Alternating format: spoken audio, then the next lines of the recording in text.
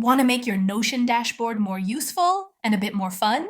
In this quick tutorial, I'll show you how to embed a live weather widget directly into your Notion page using Indify.co. And yes, it works beautifully. First, head over to Indify.co. That's Indify.co. This is where we'll be building your widget. You'll need to sign up for a free account, either with Google or email. I'm just going to log in with Google here.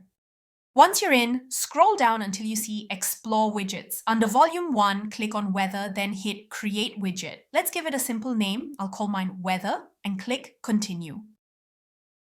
First, change the location. By default, it's set to San Francisco. Just click it and type your city or location, and you're good. Then choose your temperature unit, C for Celsius, F for Fahrenheit. I'll choose Celsius, but go with whatever works for you. You can also pick how many days you want to show. It starts with 5, but I'll change it to 7 so I get a full week's forecast. Scroll down to Style Settings to tweak the appearance. You can turn animation on or off. I'll leave it on for mine. If you want a grayscale version, you can toggle that too. I'll leave mine off. If you prefer a custom background color, you can toggle on the Set Widget Background Color option. Under Background Color, pick any shade you like from the palette. For example, I'll go with this peach color. Looks clean and simple. You can also change the text color. For mine, I'll go with white. Totally up to you. Indify gives you full control. There are 2 toggles here, Show Hover Menu and Show Customise button. I'm going to leave both on by default. This adds a little Customise button at the bottom right corner of your widget, so you can jump back into editing it anytime with just one click.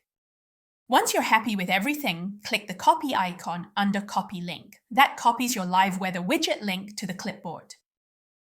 Now head back to your Notion page, paste the link you just copied, and when the Paste As prompt shows up, choose Embed. Give it a moment to load.